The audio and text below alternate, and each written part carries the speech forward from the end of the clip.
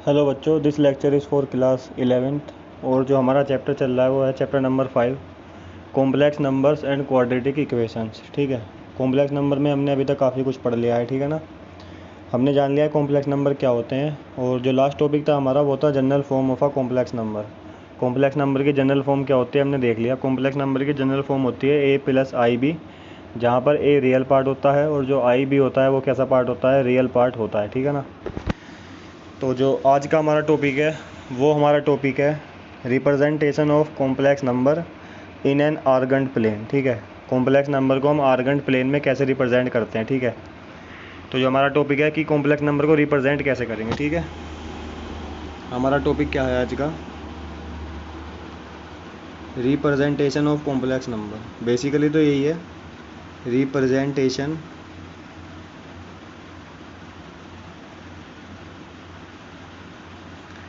Of complex number. ठीक है, ये मोबाइल में समझाने में शायद थोड़ी डिफ़िकल्टी हो सकती है, लेकिन आप समझना। ठीक है, कॉम्प्लेक्स नंबर को रिप्रेजेंट किस तरह से हम करेंगे। ठीक है ना, देखो जो भी हमारा अब चैप्टर इसके बाद बचा है वो आपको जब अच्छे समझ में आएगा अगर आप ये वाला टॉपिक समझ लोगे। अगर ये वाला टॉपिक अगर आपने समझ लिया ना, ठीक है, तो जितना भी हमारे कॉन्सेप्ट बचे हैं कॉम्प्लेक्स नंबर में, कुछ कॉन्सेप्ट बचे हैं। कॉम्प्लेक्स नंबर का मॉडुलस क्या होता है, कॉम्प्लेक्स नंबर में कॉन्जुगेट क्या होता है, और किसी भी कॉम्प्लेक्स नंबर का आर्ग्यूमेंट क्या होता है, और polar representation of complex number, वो भी नेक्स्ट टॉपिक है, वो मैं कराऊंगा। ठीक है, तो 4-5 टॉपिक बचे हैं इस टॉपिक को छोड़ के, लेकिन वे 4-5 टॉपिक आपको जब भी अच्छे से समझ में आएंगे अगर आपको ये रिप्रेजेंटेशन ऑफ कॉम्प्लेक्स नंबर समझ में आ गए। ठीक है, जैसे कॉम्प्लेक्स नंबर से पहले हमने क्या नंबर पढ़ रखे थे, रियल नंबर। 10th क्लास तक हमने पढ़े थे रियल नंबर क्या होते हैं, और हम जानते हैं रियल नंबर क्या होते हैं, collection of rational and irrational number. ठीक है, और किसी भी रियल नंबर को अगर रिप्रेजेंट करना होता है तो हम क्या करते हैं, उसको रियल नंबर लाइन पे रिप्रेजेंट करते हैं,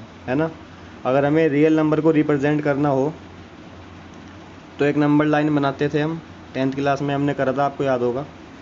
और इस रियल नंबर लाइन पे हम कोई भी रियल नंबर रिप्रेजेंट कर सकते हैं, चाहे वो रेशनल हो और चाहे वो इरेशनल हो। हमने सीखा था ना √3 कैसे रिप्रेजेंट करेंगे, हमने 10th क्लास में देख लिया था।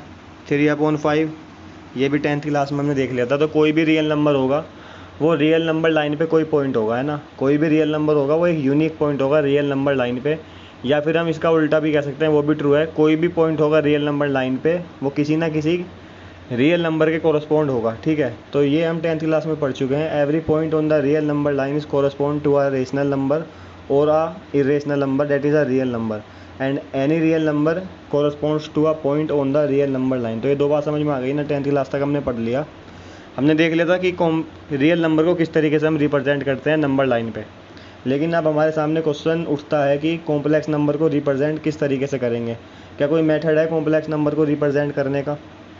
ठीक है, तो हमको यही सीखना है, कोई भी कॉम्प्लेक्स नंबर होगा उसको रिप्रेजेंट किस तरीके से करेंगे। जैसे एग्जांपल 2 + 3 आई है, क्या इसको किसी पॉइंट से मैं रिप्रेजेंट कर सकता हूँ। ठीक है ना, क्या 2 + 3 आई को किसी पॉइंट से हम रिप्रेजेंट कर सकते हैं। तो सबसे पहले तो हम ये देखेंगे कि हमें रिप्रेजेंट कहाँ पे करना होगा। ठीक है, तो कोई भी कॉम्प्लेक्स नंबर होगा वो एक लाइन पे रिप्रेजेंट नहीं होगा। कोई भी कॉम्प्लेक्स नंबर होगा वो एक लाइन पे रिप्रेजेंट नहीं होगा। जो कॉम्प्लेक्स नंबर रिप्रेजेंट हम करते हैं वो एक प्लेन पे रिप्रेजेंट करते हैं। किस पे रिप्रेजेंट करते हैं हम, प्लेन पे। प्लेन के ऊपर हम क्या करेंगे, दो म्यूचुअल परपेंडिकुलर लाइन बनाएंगे। जैसे कोऑर्डिनेट ज्योमेट्री आप करते हो ना, उसी की तरह है। ठीक है ना, जो हम कोऑर्डिनेट ज्योमेट्री करते हैं उसी की तरह है।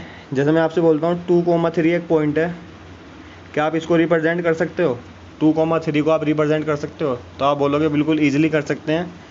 कोई भी प्लेन होगा हमारे पास, जो हमारी नोटबुक का प्लेन होता है, पेपर होता है, उसके ऊपर हम क्या करेंगे, दो परपेंडिकुलर लाइन ड्रॉ करेंगे। और जो हॉरिजॉन्टल लाइन होगी उसको हम बोलेंगे एक्स एक्सिस, और जो वर्टिकल लाइन होगी उसको हम बोलेंगे वाई एक्सिस। और 2,3 कहीं पर लोकेट हम कर देंगे, इस पे मार्किंग करेंगे 1 2 3 इस तरीके से, वाई एक्सिस पे मार्किंग करेंगे 1 2 3 इस तरीके से, और 2,3 हम लोकेट कर देंगे।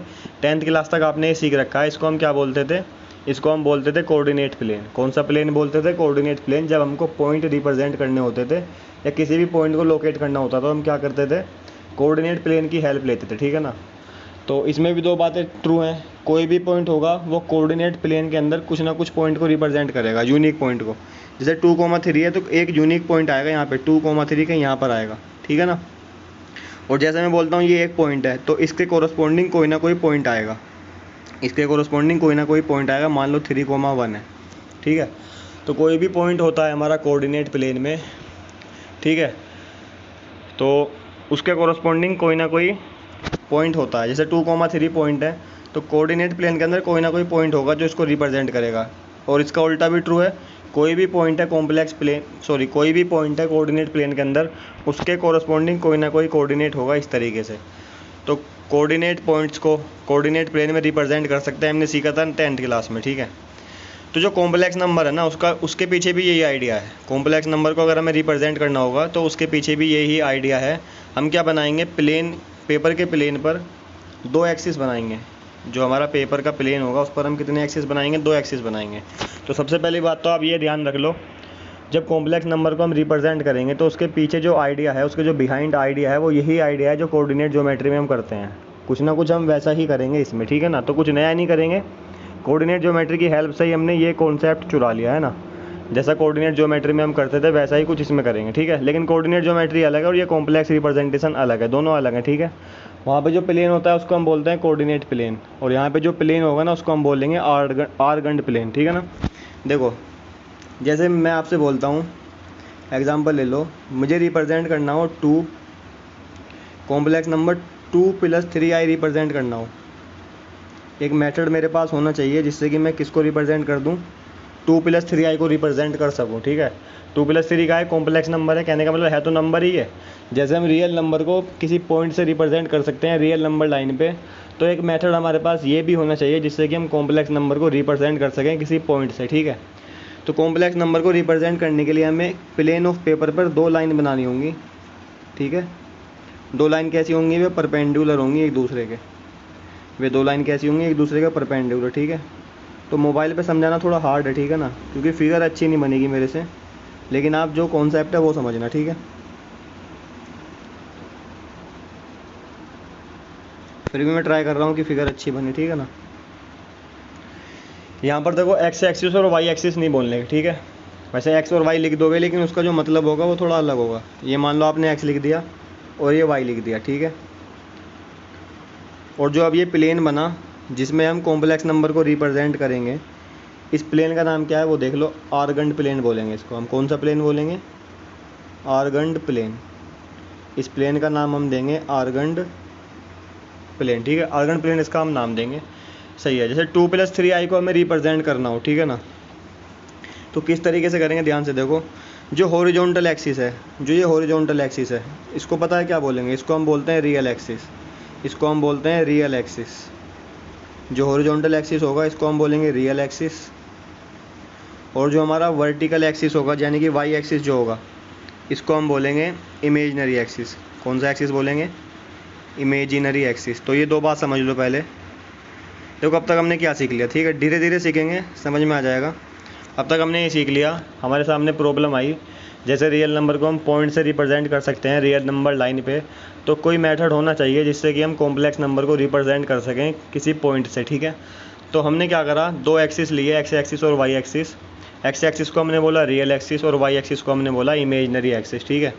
मार्किंग इसमें सेम होगी, जो यहाँ पर दोनों लाइन इंटरसेक्ट कर रही हैं वो तो 0 है, ओरिजिन है।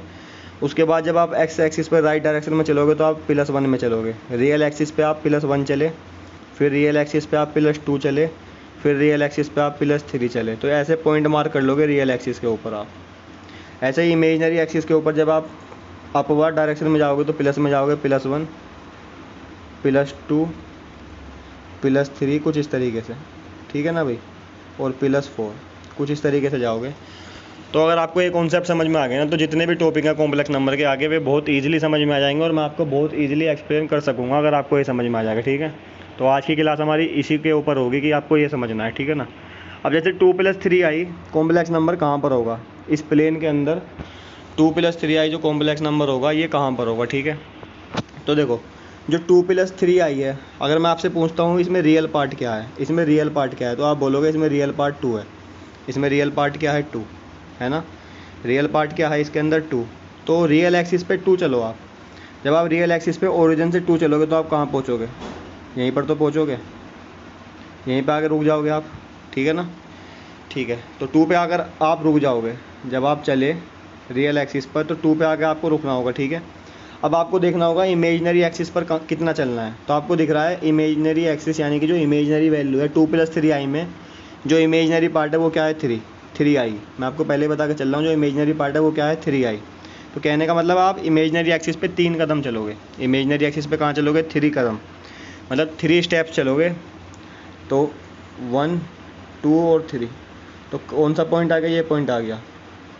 तो यही पॉइंट पता है क्या रिप्रेजेंट करेगा, यही पॉइंट रिप्रेजेंट करेगा कॉम्प्लेक्स नंबर 2 + 3i। यही क्या रिप्रेजेंट करेगा कॉम्प्लेक्स नंबर 2 + 3i। तो कहीं ना कहीं कोऑर्डिनेट ज्योमेट्री की तरह ही तो है ये भी। तो मान लो ये वाला पॉइंट आ गया यहाँ पे, यही आ गया था हमारा। तो ये क्या रिप्रेजेंट करेगा, ये रिप्रेजेंट करेगा 2 + 3i। ये पॉइंट क्या रिप्रेजेंट करेगा 2 + 3i, ठीक है ना। क्योंकि 2 ये डिस्टेंस कहाँ पर है, रियल एक्सिस पे है, और ये 3 डिस्टेंस कहाँ पर है, इमेजनरी एक्सिस पे है, ठीक है। आप ऐसे भी समझ सकते हो जो रियल एक्सिस है उसका मल्टीप्लिकेशन है 1। अगर आप उस पर चलोगे तो 1 से मल्टीप्लाई करोगे, और जो आपका इमेजनरी एक्सिस है उस पर चलोगे तो आप i से मल्टीप्लाई करोगे। तो देखो रियल एक्सिस पे आप 2 कदम चले तो रियल पार्ट की वैल्यू कितनी हो गई, 2 × 1 2 हो गई। 2 चलने के बाद आप प्लस चले 3 कदम कहाँ पर, इमेजनरी एक्सिस पर, और इमेजनरी एक्सिस पर चलने का मतलब मल्टीप्लाई किससे करोगे, i से। तो 3i वैल्यू आ गई ना। तो नंबर क्या हो गया 2 + 3i। तो समझ लो ना रियल एक्सिस का मतलब है मल्टीप्लाई बाय 1। जितने भी आप कदम चल रहे हो 1 से मल्टीप्लाई कर दो, आपकी वैल्यू आ जाएगी। तो रियल एक्सिस पर आप 2 कदम चले 1 और 2, और 1 से मल्टीप्लाई करी 2 आ गया। प्लस आप इमेजनरी एक्सिस पर 3 स्टेप्स चले, लेकिन आप चले इमेजनरी एक्सिस पर, और इमेजनरी एक्सिस आपसे बोलता है i से मल्टीप्लाई करो, ठीक है। तो ये कितना हो गया 3i। तो 2 + 3i आप समझ गए कौन सा कॉम्प्लेक्स नंबर होगा, ठीक है। इसको शॉर्ट में ऐसे भी लिख देते हैं, ठीक है। अगर ये पॉइंट 2,3 है, ये पॉइंट क्या है 2,3। अगर कोऑर्डिनेट के हिसाब से बात करें इस पॉइंट के कोऑर्डिनेट क्या है 2,3। लेकिन अगर ये आर्गेंट प्लेन है तो ये पॉइंट किसको रिप्रेजेंट करेगा, एक कॉम्प्लेक्स नंबर को रिप्रेजेंट करेगा, और वो कॉम्प्लेक्स नंबर क्या होगा 2 + 3i।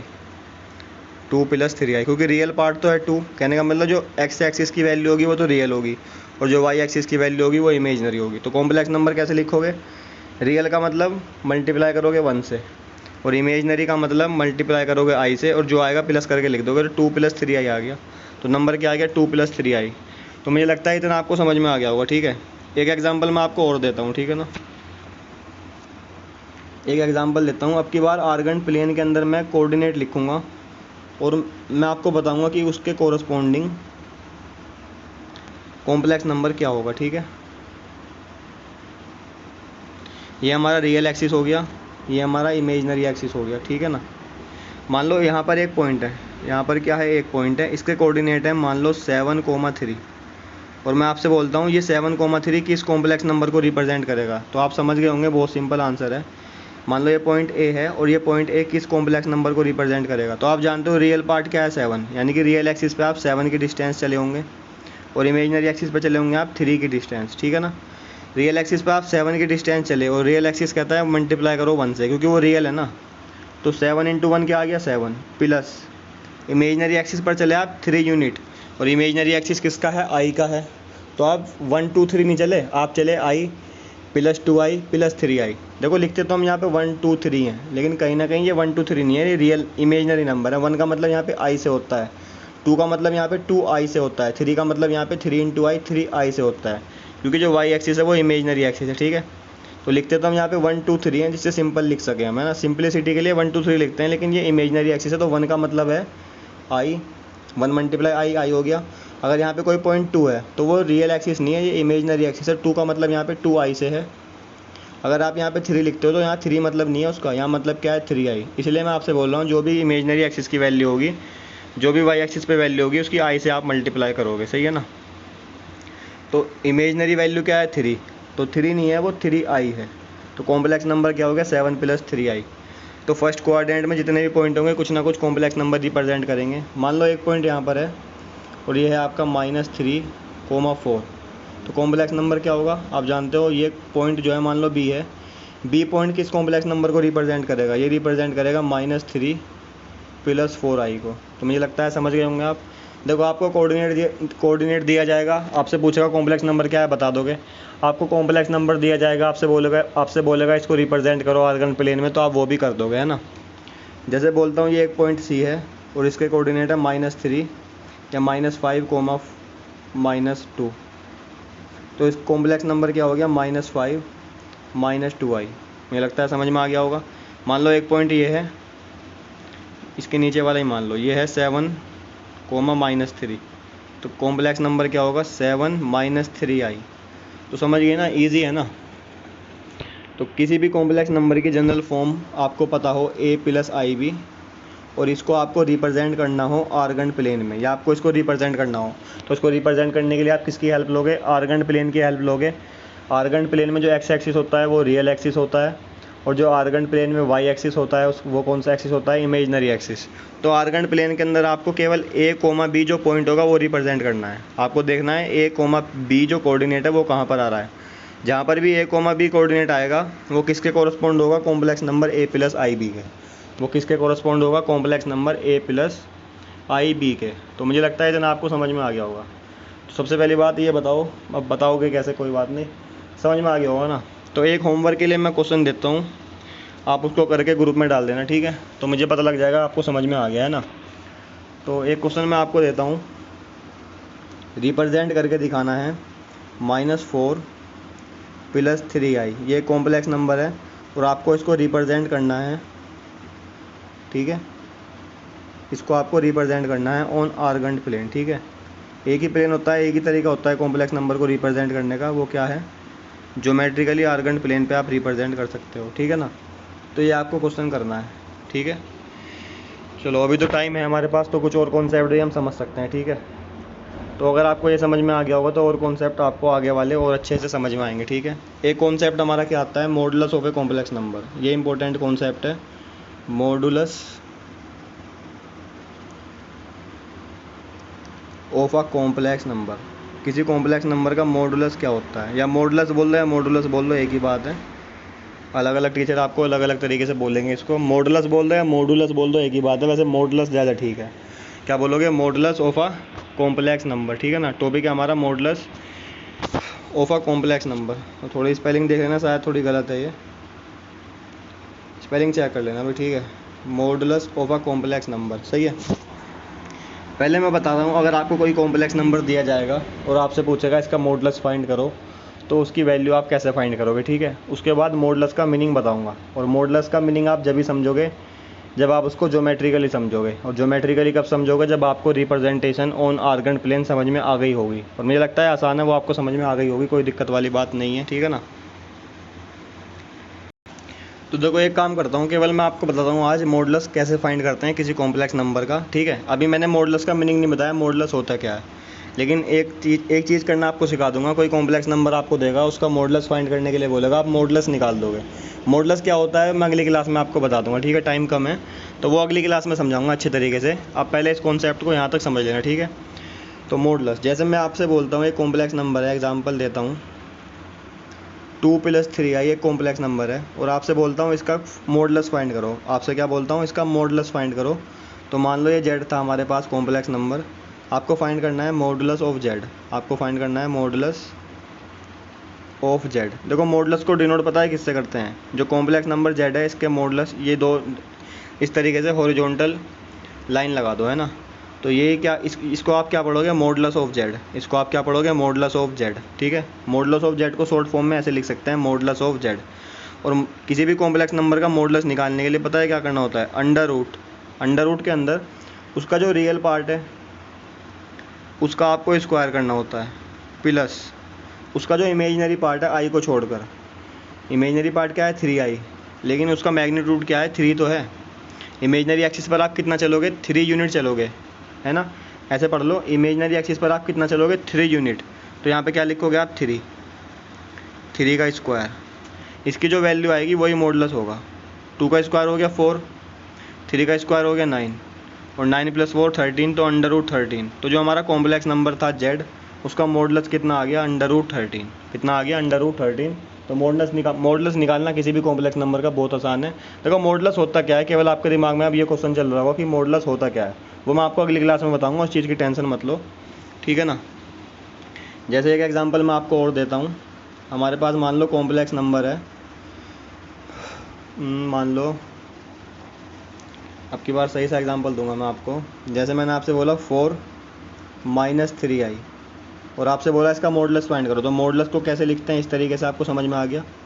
अंडर रूट के अंदर जो रियल पार्ट होता है उसका स्क्वायर प्लस जो इमेजनरी पार्ट होता है उसका स्क्वायर। इमेजनरी पार्ट की जो वैल्यू है, इमेजनरी पार्ट तो -3 आई है, लेकिन इसकी वैल्यू कितनी है, -3 का स्क्वायर। तो बताओ कितना आ जाएगा, 4 4 जा 16 प्लस 3 3 जा 9, ये हो गया √25। और √25 की आप वैल्यू जानते हो +5, ठीक है। √5 की दो वैल्यू होती हैं, +5 और -5। तो यहाँ पे आपको क्या लिखनी है, आप याद रखना माइनस वाली वैल्यू नहीं लिखनी, माइनस वाली वैल्यू नहीं लिखनी है आपको, केवल प्लस वाली वैल्यू लिखनी है। ऐसा क्यों करेंगे, जब मैं आपको मॉडुलस का मीनिंग बताऊंगा, जब आपको समझाऊंगा, ठीक है। तो केवल प्लस वाली वैल्यू आपको लिखनी है। मॉडुलस किसी भी कॉम्प्लेक्स नंबर का हमेशा पॉजिटिव होता है, ये याद रख लो।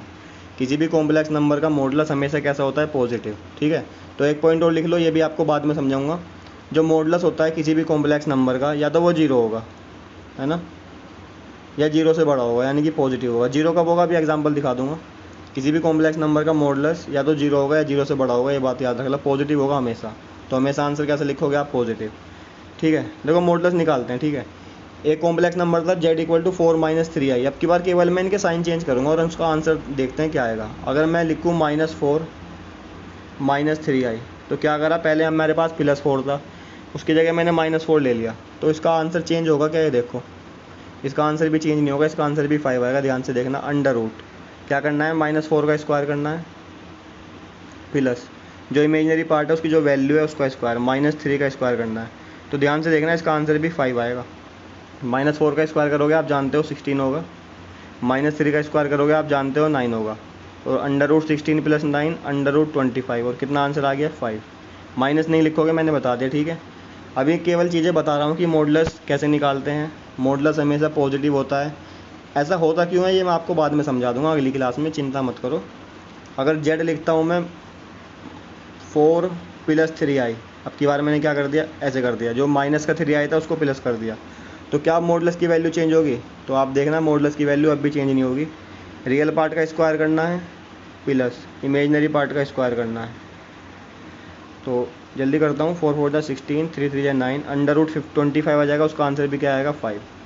तो देखो अब भी आंसर सेम आया है, ठीक है ना। अगर हमारे पास कॉम्प्लेक्स नंबर ये होता, दोनों ही मतलब अब की बार मान लो 4 होता नेगेटिव और ये होता प्लस का, तो अब की बार भी आपको दिखेगा, आप खुद करके देख लेना, मॉडुलस क्या आएगा, 5 आएगा। मॉडुलस क्या आएगा, 5। तो मॉडुलस क्या होता है आप निकालना सीख गए। एक क्वेश्चन में दे देता हूँ, वो करना आपको। 2 क्वेश्चन हो गए आपको, एक तो पिछली स्लाइड में दिया था, एक क्वेश्चन मैं अब दे रहा हूँ। Find the